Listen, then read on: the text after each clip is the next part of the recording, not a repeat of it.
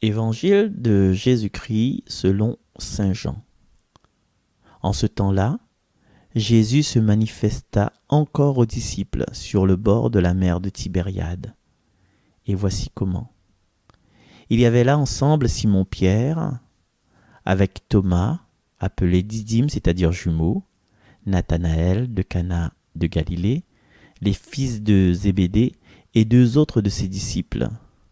Simon-Pierre leur dit : « Je m'en vais à la pêche. » Ils lui répondirent : « Nous aussi, nous venons avec toi. » Ils partirent et montèrent dans la barque. Or, cette nuit-là, ils ne prirent rien. Au lever du jour, Jésus se tenait sur le rivage, mais les disciples ne savaient pas que c'était lui.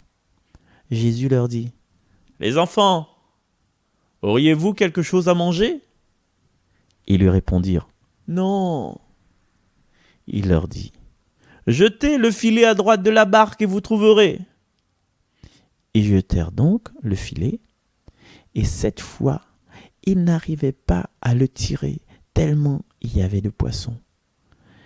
Alors, le disciple que Jésus aimait dit à Pierre : « C'est le Seigneur. » Quand Simon-Pierre entendit que c'était le Seigneur, il passa un vêtement, car il n'avait rien sur lui, et se jeta à l'eau. Les autres disciples arrivèrent en barque, traînant le filet plein de poissons. La terre n'était qu'à 100 de mètres. Une fois descendus à terre, ils aperçoivent, disposé là, un feu de braise, avec du poisson posé dessus et du pain. Jésus leur dit : « Apportez donc de ces poissons que vous venez de prendre. » Simon-Pierre remonta et tira jusqu'à terre le filet plein de gros poissons. Il y en avait 153. Et malgré cette quantité, le filet ne s'était pas déchiré.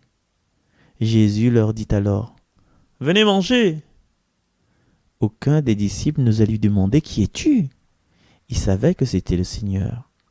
Jésus s'approche, il prend le pain et le leur donne, et de même pour le poisson.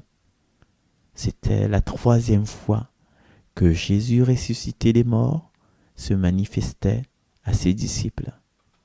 Acclamons la parole de Dieu. Chers amis, bonjour, c'est Marcel, bien sûr, pendant toute cette semaine, et aujourd'hui nous sommes dans le chapitre 21 de Saint Jean, début du chapitre, et à la fin de ce passage, c'est écrit : c'était la 3e fois que Jésus ressuscité d'entre les morts se manifestait à ses disciples. Et si nous suivons ce que nous l'avons vu pendant toute cette semaine, la première fois, c'était avec les disciples d'Emmaüs. Enfin, la toute première fois, m'y pensais avec les femmes surtout, hein, avec les femmes au tombeau.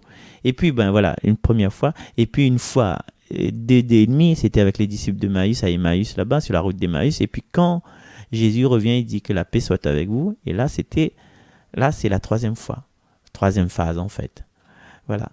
Et nous connaissons bien ce passage-là parce que, la manière que Jean, il raconte ça, nous voit exactement le décor, nous connaît bien les personnes que est là. Et si Jean, il nomme le nom des personnes, c'est surtout pour montrer que nous avons des témoins. Hein? Et comme dit Saint Paul plus tard, nous avons 2-3, la plupart la fin de mort, mais nous avons 2-3 vivent encore. Donc, nous pouvons donner des noms aux personnes qui étaient là. Quoi. Et Jean aussi, il était là, il a rapporté ça. Et c'est intéressant, comme la première pêche miraculeuse, hein, là où ça les canaux, les canottes, en créole vous dites canottes vous, les canottes en fond, c'est que le filet l'a brisé. Et là, en fait, même système, c'est que sans le Seigneur, là pas rien il se passe. Ne prend pas rien, intio. Et pourtant c'est des pêcheurs, et pourtant toute la mettre la main ensemble pour aller la pêche. Et Jésus arrive. Et comment on appelle Bana ? Les enfants. Ouais. Les enfants, à nous, c'est bon vieux baroudeur. Jésus, il appelle à nous les enfants. Est-ce que vous en avez affaire pour manger ? Et c'est que les bizarres encore dans ce texte-là. Mais il ne fait pas d'analyse théologique, hein, mais il garde tout ce qui est un peu bizarre. Ce qui est un peu bizarre, c'est que Jésus demande si il a affaire pour manger. Bana dit non. Et quand Bana y arrive, il a fait bizarre, là, les gars. Ben, n'importe train de filer poisson, là. Ben, ça, tu vois que Jésus, il a fini de disposer un feu et qu'il a du poisson posé dessus. Et en plus, il a du pain. Comment on a fait ça? Et il y en a beaucoup de symboliques que les exégètes l'ont dit. Ben oui, ben Jésus, c'est la source de la vie, donc il peut permettre à lui de créer. Il est le créateur.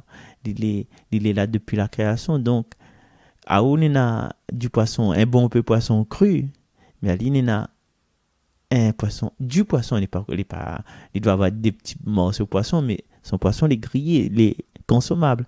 À nous, des fois, nous avons des trois richesses en abondance. Oui, nous avons l'expérience, nous avons tout ça, nous avons gros loto, et nous avons gros case, nous avons tout ça là. Mais est-ce que ils permettent à nous, toute notre grosse richesse, notre connaissance et notre bon camarade, est-ce ils permettent à nous de vivre déjà, de survivre? Est-ce que si nous donnons notre case, hein, nous avons un chambre avec des lingots d'or, des bijoux, des perles, voilà, beaucoup d'argent, peut-être pas, voilà, beaucoup de richesses comme ça. Est-ce qu'une fois confinés, hein, dans la période, est-ce que si nous les confinés, est-ce que nous va survivre?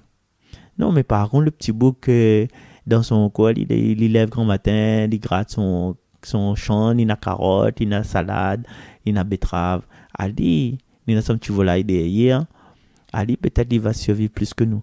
Donc, pour venir comme ça, avec Jésus, il a le pain quotidien. Et parce qu'il parle de pain aussi, nous avons le pain de chaque jour. Il n'a pas besoin plus que ça. Des fois, nous pensons qu'il a besoin de tas d'affaires pour être rassuré. Mais comme il dit la parabole, à soi-même, bon Dieu peut prendre à haut. Voilà. Et justement, donc, aujourd'hui, quitte à penser qu'il y en a 153 poissons, mais il ne pense pas que la compter. Allez, 1, 2, 3, allez, 100, 150, 151, 152, 153 poissons. Ouais, vive la noce. Donc voilà. Et même Jésus, mais après, nous ne connaissons pas comment ça se passer. Il prend le pain, il donne, il est toujours dans le partage et même dans pour le poisson. Et nous ne connaissons pas quoi il a fait, que ça l'a fait que les 153 poissons, s'il l'a empaillé, s'il l'a mis dans l'aquarium, une affaire comme ça, nous ne connaissons pas nous.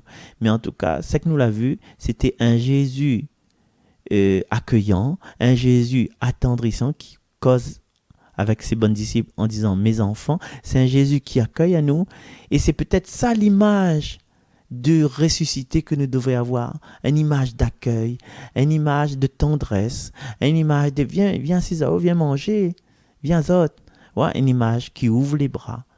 Et l'image qui ouvre les bras, c'est pas seulement nous par rapport à des personnes étrangères, hein, même nous travaillons à l'accueil, nous obligés à accueillir les gens, mais nous dans notre milieu familial, nous dans notre relation avec notre cousin, notre cousine, notre tonton, nos enfants, notre conjoint, nos enfants, notre parent, c'est ça notre visage de ressuscité, c'est un sourire, une tendresse et dire aux gens, viens partage quelque chose avec moi, voilà. Et en partageant quelque chose avec moi, mi déni pas autres, mi ça pas vol à autres, les bonnes 153 poissons, les vares la même ligne, mi ça pas vol à autres, moi mi donne à autres la chaleur, mi donne à autres, pour être bien quoi, mi veut que mon bébé d'amour soit bien. Allez, nous retrouve demain, bye bye.